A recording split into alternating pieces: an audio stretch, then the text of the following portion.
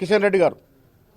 వీళ్ళు ఎన్నికలు రాగానే మతం పేరిట కులం పేరిట చిచ్చు పెట్టి ఎక్కడికక్కడ అగ్గి రాజేసి ఓట్లు దండుకుంటామంటే తెలంగాణ ప్రజలు విఘ్నులు.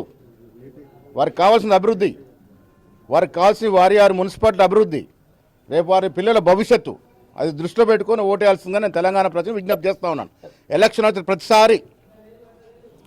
వచ్చిన ప్రతిసారి మతం గుర్తొస్తుంది. ఎలక్షన్ వచ్చిన ప్రతిసారి ఏదో ఒక సెన్సేషన్ చేయడం గుర్తొస్తుంది.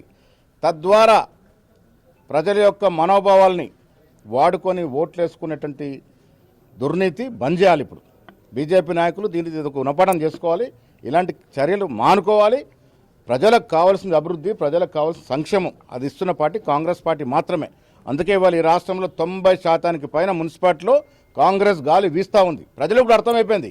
బీజేపీ వాళ్ళు వచ్చి దేవుడు మతం తప్ప ఇంకా చేసేదేమీ లేదు, మా కుటుంబాల్లో ఒరిగేదేమీ లేదన్న మాట వాస్తవం అర్థమైంది కాబట్టి కాంగ్రెస్ వైపు ఉన్నారు. పవన్ కళ్యాణ్ వచ్చి ప్రచారం చేస్తాడు అని చెప్పి బీజేపీ చెప్తున్నారు. మిత్రులారా, పవన్ కళ్యాణ్ గతంలో తెలంగాణ గురించి చేసినటువంటి అనుచిత వ్యాఖ్యలు